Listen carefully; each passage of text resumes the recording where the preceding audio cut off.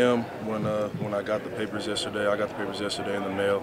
Signed at 7 a.m. today, and then just did a mock signing Where'd you do it at? Just in my house. in your house? Just a table. Anybody with you, or? My mom, stepdad. That's it. Cool. Gotta imagine, big sense of relief. I'm sure the recruiting process was fun, but having the finality of knowing, okay, it's over, it's gotta be nice. For sure. Yeah, it's definitely nice. It was a long, hard process with just everything that goes into it. Everybody hating. I mean, it is what it is. Can't focus on it, but you know, it's always gonna happen. What'd you do as soon as you got done signing it? Just what was that moment like when it's officially done there? It felt really good. You know, I told the coaches, sent the pictures to the coaches, and they were fired up. And then, I'm not gonna lie, I went back to bed. And then oh, my bad. You're good. And then got up and came here and did it again. And you know, it feels just as special. Would you send them pictures of just the letters? Just the papers. Yep, Cool. Yep, the letters. What have the past 72 hours been like since kind of word started creeping out like this could be a change for you, I guess? It's been crazy. I don't even know what to say about it. I mean, everybody's seen it. Everybody's been texting me. I mean, everybody has their own opinion about it, but you know, I just gotta do me, you know. What ultimately, I guess, goes into that decision? Obviously, doing what's best for you. Is there anything specific, you know, about obviously it's Alabama. Anyone Yeah, who, you know, for knows sure. football, it's Alabama. I just felt like when I was going to Iowa, you know, when I was committed, I felt like I was settling and I was just comfortable for what I had known with all the people and the coaches there, and I really didn't make my decision correctly. And you know, 7 months later, you know, before signing day, that's when I went down there and I got to see everything that was laid out for me, and I just thought it was a better opportunity for me. It's not about the money, because if people knew about the money situation, then they wouldn't be talking about it, you know. But I want to go play football at a prestigious school. A lot of competition down there, and ultimately going to make me better, you know. When did it hit you that, like, okay, I gotta look somewhere else? Or was it that Alabama emerged, or was it that Iowa just didn't seem like the right fit? It's a little bit of both. You know, Iowa obviously having a bad season. I'm not saying that's why I'm not going to go there, because you know, I would obviously love to make a school better and, you know, pour my heart into it. But you know, Alabama was persistent. They kept going, and you know, I started believing in it, and you know, that's when it truly, you know, came out. How persistent? You know, I know they had offered you even before you had committed to Iowa.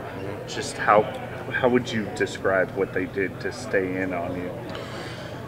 Just checking in on me and my family, and you know, coaches that check in on my family is definitely something important, because that's when you know it's real, you know, it's genuine, and yeah, that's it. SEC football, is there a team that you think about, you know, that you've watched over the years that you're kind of excited to circle on the calendar, like, I can't wait to play here or there, outside of Alabama being at home? Just really excited to play a lot of good SEC teams at home and on the road, because I mean, those stadiums have over 100,000 people in them. I mean, it's going to be a great environment, great place to play in, and you know, just electric. When did, I think Coach Saban came out here at one point, right? When did he go? Came about a month ago or so, like one of the first days that they could come out, when recruiting was open. What was the final straw that made you say, this is the place for me? I guess what clinched it?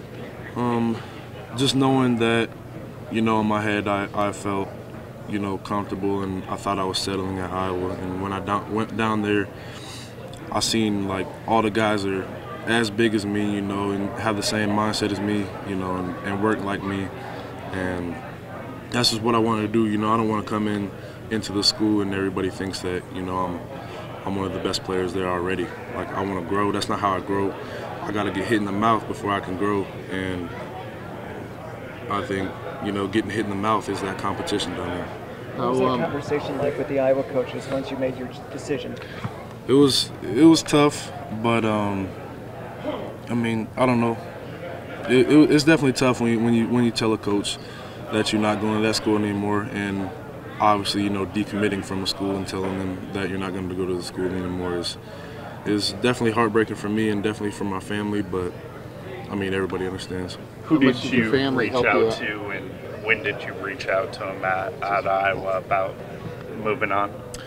I reached out to them, I think about a week ago, and you know, just let them know that, you know, I was feeling a little different about my decision, and, you know, just chose to decommit right there, because, you know, if it doesn't feel right, then it's not right. You know. How much did your family help you out during this process, especially late when you talked about stuff going on social media and all that stuff?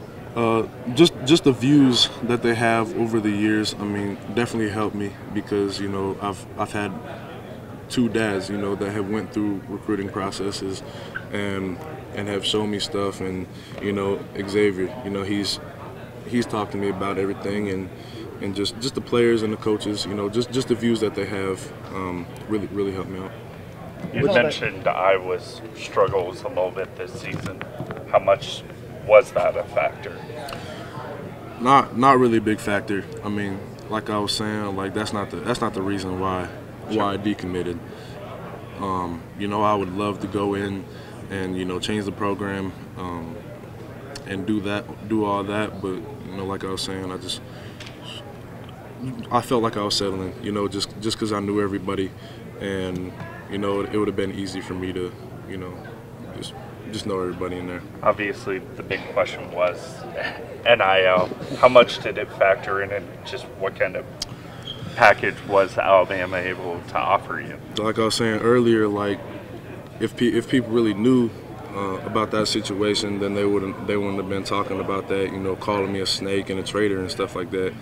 Because reality is, I'm not getting paid that much as Iowa was going to give me. So people didn't know that, but you know, everybody has opinions. Do you want to say how much? I don't want to say how much, but I don't know.